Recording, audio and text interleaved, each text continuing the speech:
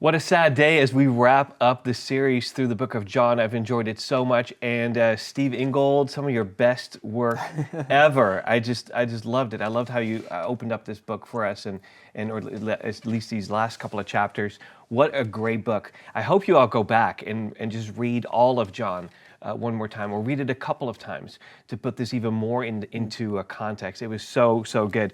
Hey, you mentioned how Jesus' response to Pilate was, really indicative of his kingdom. Mm-hmm. Do you want to elaborate a little bit how we can practically apply, meaning all of us here, the concept of being not from here, but for here in our daily lives? I mean, I think I talked about being back in Indiana, and there's people in Indiana that act like they're not from here, namely the Amish people that are riding around their horse and buggies. It's like they've not assimilated the culture at all. And that's like one approach that you could take, is to not assimilate at all. The other approach is to completely assimilate and just blend in like culture is, and wage war the way the world wages war. And I think there's this like kingdom way to go about it, and the way that Jesus approached it, where any opportunity we have, we recognize what it looks like to be for the people that we come across, whether that's financially, from a social responsibility standpoint. I mean, we could go down a list of what it looks like to love the people we come across, but essentially see needs and meet them, and if there's a cost to pay it, and live out that sacrificial love. But the goal isn't to completely avoid assimilating or entirely assimilate to culture. It's what does it look like to operate as if there's a kingdom that's otherworldly, in the sense that it doesn't operate or wage war or defend or do the things that kingdoms or people of the world do. Yeah. So are there things that we are against? Because we're very for. Like we're for people. 100%. We're against injustice. We're against oppression. We're against violence. We're against malice and hatred. We're against evil. Like there's so many things that we are against, and you could define some of those things in nuanced ways, but again, we are compelled by the words and actions of Jesus. So if you want to see what we're against, look at what Jesus was against and fall in line. Yeah.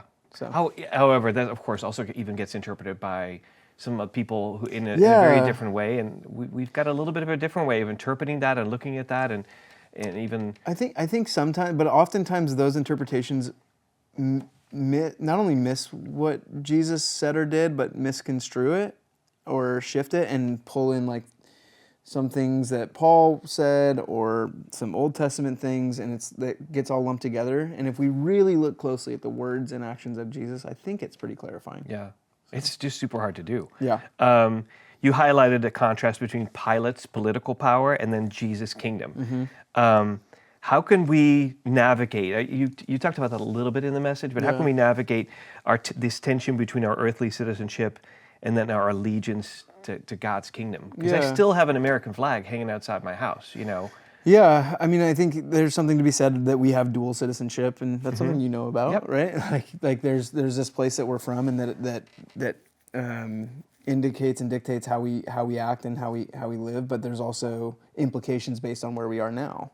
But our primary allegiance is always the kingdom of God, and that's something we have to remember and remind ourselves of when we're tempted to become fearful or anxious or something, or start acting like some of those things that we're against. And I think that's just the thing that I hope we're reminding ourselves of all the time, is our primary allegiance is the kingdom of God. Our primary allegiance is the kingdom of God. And then submitting to that, and again, allowing Jesus' words and actions to dictate how we live our lives. It's so hard.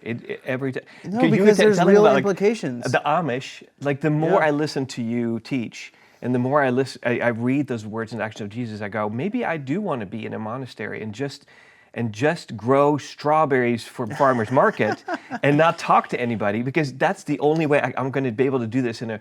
But then you're not for the world. I know, right? And I think that's the thing where it's like, that's the reason why we don't just completely seclude ourselves, right? Because it's just as damaging as completely assimilating to culture and doing everything the culture tells you to do. And I think that's there's implications and there's nuance and temptation all over the place for this. But yeah, our goal is to follow Jesus and imitate Jesus in everything that we're doing. Yeah. So. I'm with you. I want that. On a lighter note, I'm glad to hear that. It's about time. It is about time, Steve. I agree. Hey, on a lighter note, you shared this story about your Indiana trip and some of the cultural differences. Yeah, there are Imagine some. that you experienced. How do you think that these small, like everyday moments can reflect our larger spiritual journey and our growth? Or are there any?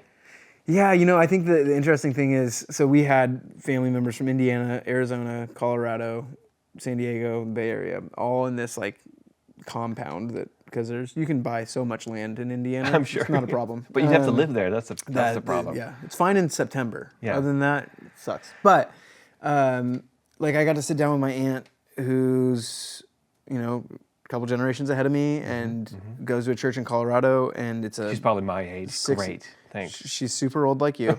No,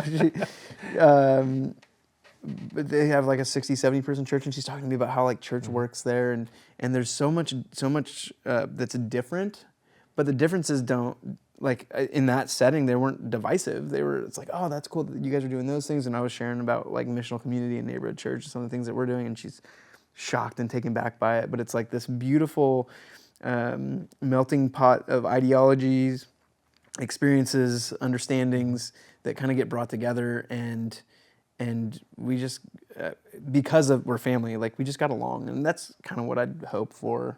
Yeah. For our communities around here. Yeah, that we all become family, and I hope that you'll join us in surrendering our lives to Jesus, gaining citizenship to His kingdom, like you said it, a kingdom that isn't from here but is absolutely for here.